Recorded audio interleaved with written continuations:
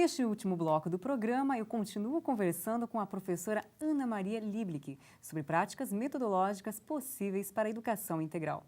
Professora Ana Maria, com o que os alunos se motivam? O que lhes chama a atenção? O que faz com que eles tenham vontade de aprender? Nossa, essa pergunta é bem complicada.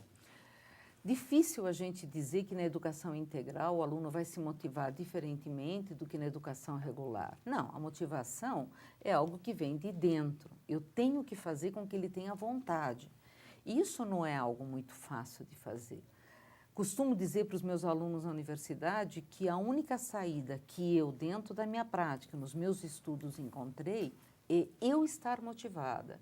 Então, se eu estou motivada para determinado conteúdo, a tendência é que meus alunos também se motivem para esse mesmo conteúdo.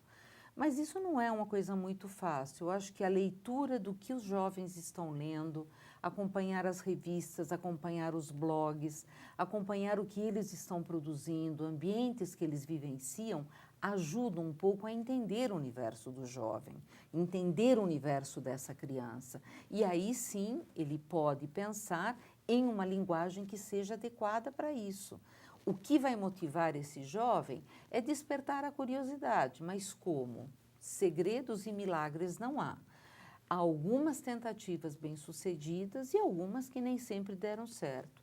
Professores têm mania de falar só as coisas que deram certo, mas isso não quer dizer que o que eu fiz sempre na minha vida deu certo. Muitas atividades, e eu lembro de algumas bem esquisitas, que não deram certo, mas a gente tentou, fizemos uma aposta de que poderia dar certo, não deu, se encerra aquele processo e se começa outro.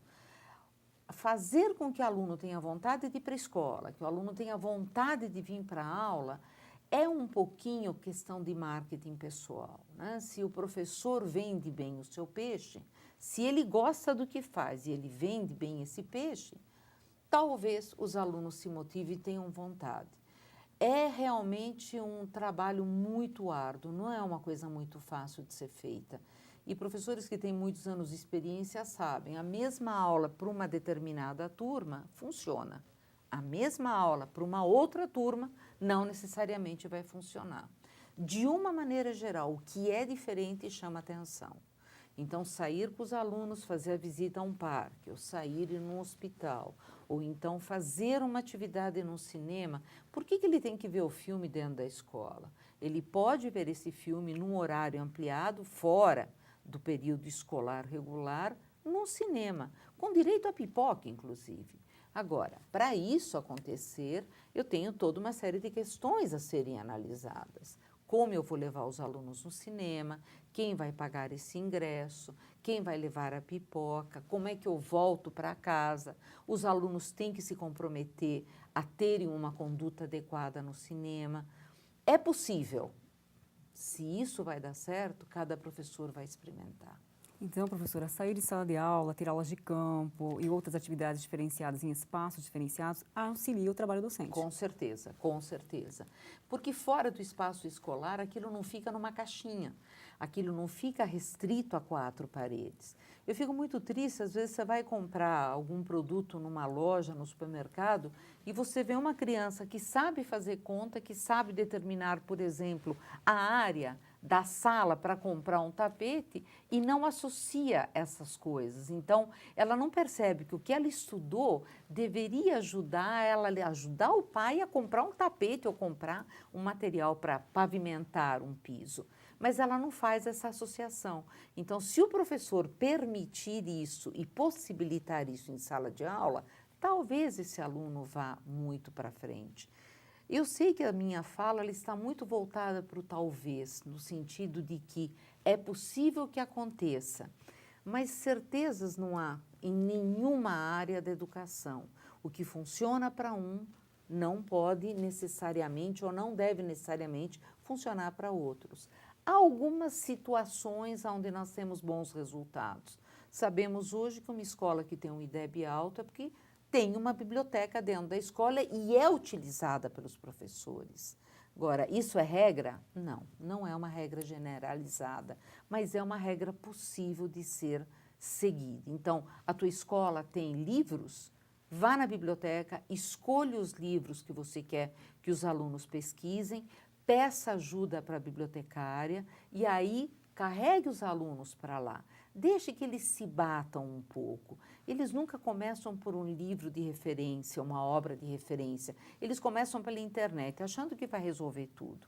Não, que ele saiba como procurar um livro para depois até poder ir para a internet e ver o que é adequado, correto, sério e o que é apenas uma informação dada por alguém que não é autoridade.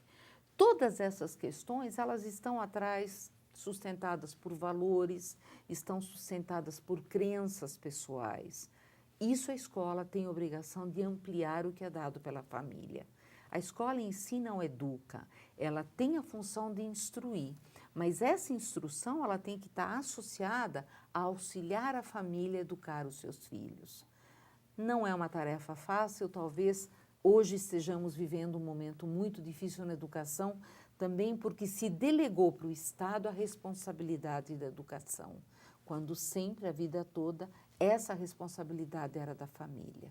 Professora, retomando um pouquinho o que você falou no bloco anterior sobre as atividades diferenciadas, trabalhar com atividades diferenciadas criativas seria, então, uma forma de fazer com que os alunos se motivem, venham a ler, a estudar, a participar nas aulas e a fazer as atividades propostas? Com certeza, a tendência é que isso aconteça, né? Então, se você vai apresentar qualquer conteúdo, por exemplo, equação de segundo grau, só a fórmula para resolver, eles decoram em 5 minutos e eles fazem. Agora, dizer que é o percurso de uma bolinha jogada no ar, que pode ser representada por uma equação de segundo grau, faz com que os alunos realmente gostem. Então, eu costumava sentar no corredor, os alunos, metade de um lado, metade do outro, faziam bolinhas de papel e jogavam um para o outro. E eu fotografava isso. A trajetória dessa bolinha é uma parábola, então isso é fácil para o aluno visualizar. Então vamos retomar o que dissemos sobre as diferentes linguagens. A linguagem algébrica é uma, a linguagem visual, a visualidade é outra. Qual será que o aluno aprende melhor? Obviamente que uma associação delas é melhor, é a mais fácil de se apropriar. Então é tentar ver possibilidades diferenciadas para o mesmo conteúdo. E, a partir dali, desejar e esperar que o aluno ultrapasse. Tomando a atividade do mapa como exemplo, nessa atividade eu posso afirmar que ocorre a interdisciplinaridade? Como e quando ela acontece? E, além disso, a interdisciplinaridade pode tornar o ensino mais interessante, professora? Bom, vamos responder por partes. A sua última pergunta, se pode tornar o ensino mais interessante, acredito que sim. Agora, a interdisciplinaridade, ela não pode ser vista como um substantivo, como algo. Ela tem que ser vista como uma qualidade, como um adjetivo. Eu vou trabalhar numa postura interdisciplinar. A minha ação terá um viés interdisciplinar, porque ela não acontece no momento que eu vejo conexões apenas. Eu tenho que, a partir dessas conexões com as outras áreas, produzir uma interface que seja algo novo, naquele momento para aquele grupo. Então, se eu vou utilizar o mapa e vou deixar ele dentro da minha sala de aula, discutindo questões de história, de geografia, de matemática e de artes, ele não necessariamente teremos um processo interdisciplinar.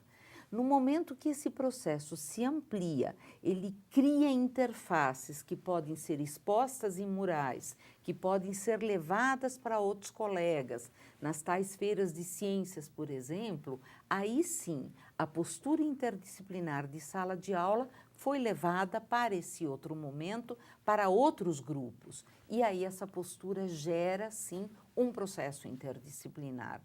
Há um erro muito grande em achar, quer dizer, não é bem um erro, mas é uma leitura um pouco superficial de que a interdisciplinaridade ela acontece quando você associa as áreas.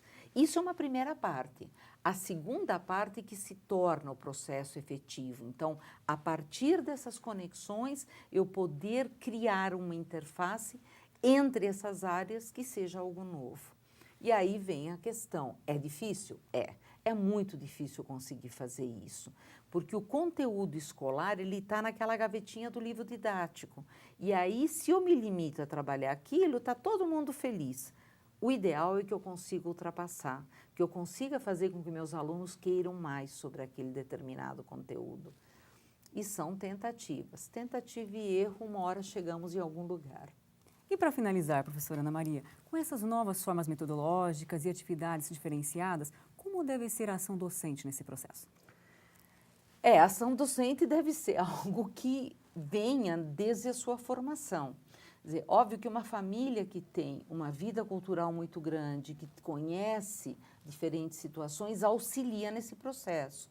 Mas se a família não deu isso e a escola não deu isso, os futuros professores são preparados pela universidade. É lá que deveria acontecer, ou, em teoria, é o que acontece, de preparar esse professor para enxergar as coisas um pouco diferente. Se essa universidade, se essa formação dá conta de fazer isso ou não, é outra questão. Mas a tentativa é essa. A tentativa é que esse professor, ao se qualificar para exercer esse cargo, ele enxergue que há outras possibilidades metodológicas. E aí nós vamos ter essa discussão entre metodologia e didática. O que é uma coisa e o que é a outra. A metodologia nada mais é do que o estudo dos diferentes métodos para se chegar em algum lugar. É uma palavra de origem grega que gera meta, odos, caminhos para se chegar em algum lugar.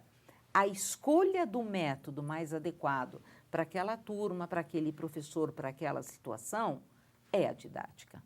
Então, quando na universidade esse aluno se depara com essas disciplinas pedagógicas, eles geralmente dizem que não serve para nada.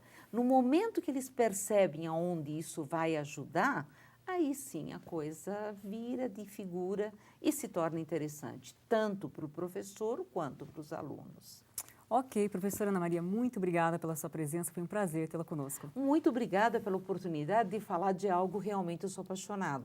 Acredito que a educação integral está aí, ela vem vindo, não vai atropelar ninguém, mas é necessário que os professores se preparem, porque senão será muito frustrante para os alunos e para os próprios professores. E o Nós da Educação termina aqui. O tema de hoje foi práticas metodológicas possíveis para a educação integral. Até o próximo programa!